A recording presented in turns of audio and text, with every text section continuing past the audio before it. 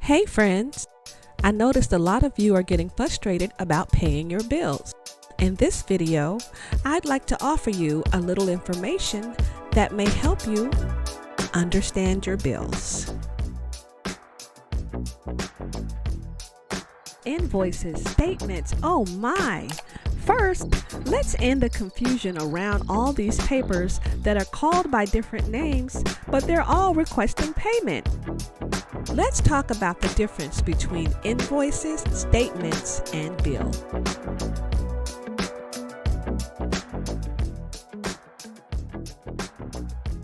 Invoices are requests for payment that are sent from businesses to customers who made a one-time purchase.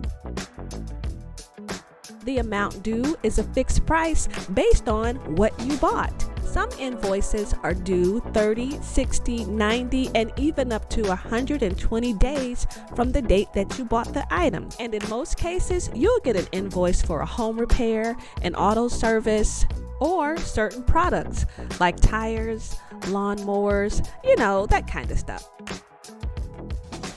Next, we're going to talk about statements.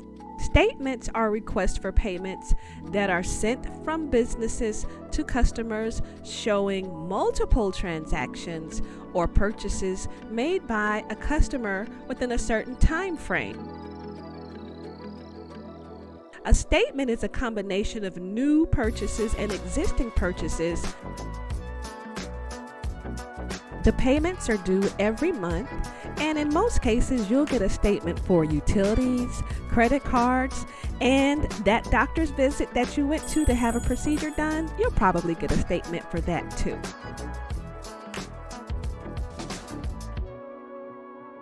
If you noticed, I said probably. And that's because the words invoice and statements are sometimes used interchangeably. One company's invoice is another company's statement. That's why so many people refer to requests for payments simply as bills.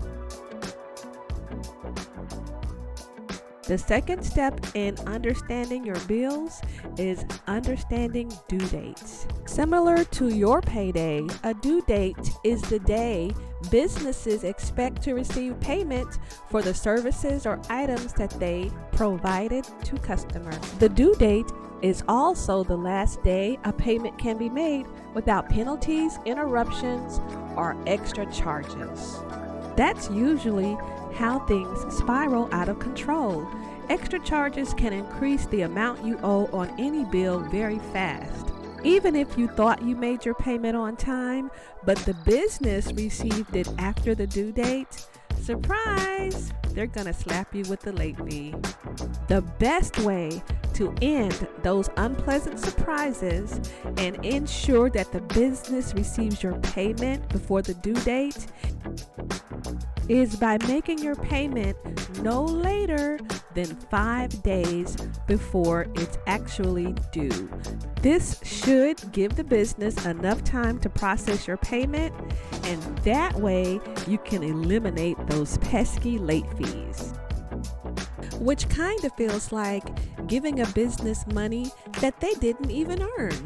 Here's one more tip about due dates. Some businesses offer the flexibility to move your due date. If this is an option, go ahead and consider moving your due date to a time in the month where either you don't have all of your bills coming due at once, or B, it kind of hits closer to the time when you're going to receive your pay. Let's talk about service dates.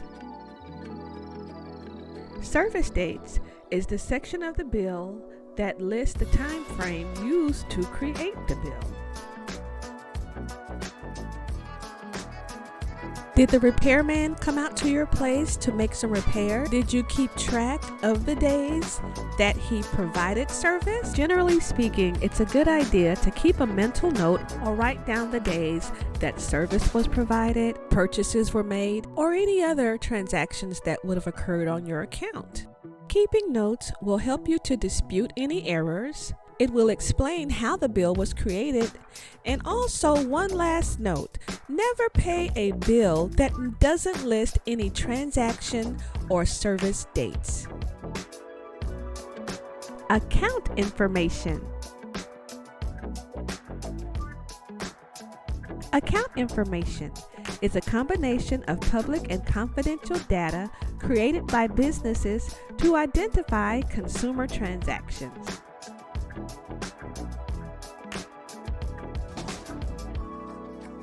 It's very important to make sure when you get your bills that your account information is correct.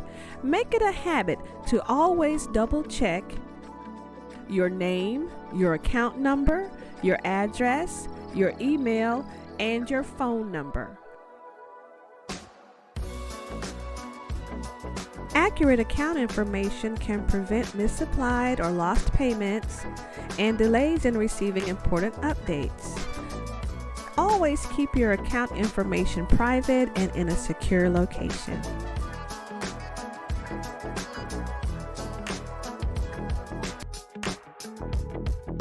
Additional charges.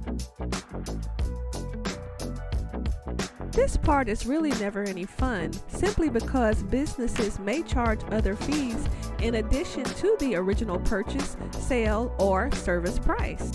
Some charges are mandatory, like taxes, but you'll probably see other charges on your bill like processing fees, interest fees, even administrative or restocking fees too.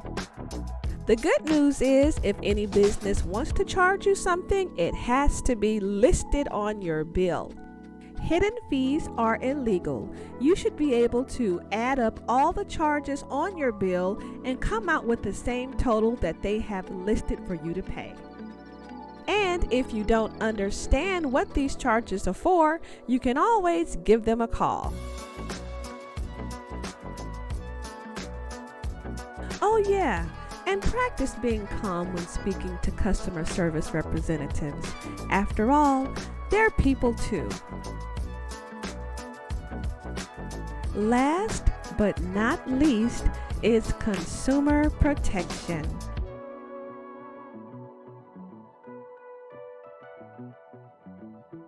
Consumer protection consists of all the laws and rights designed to safeguard purchasers from unfair and illegal business practices.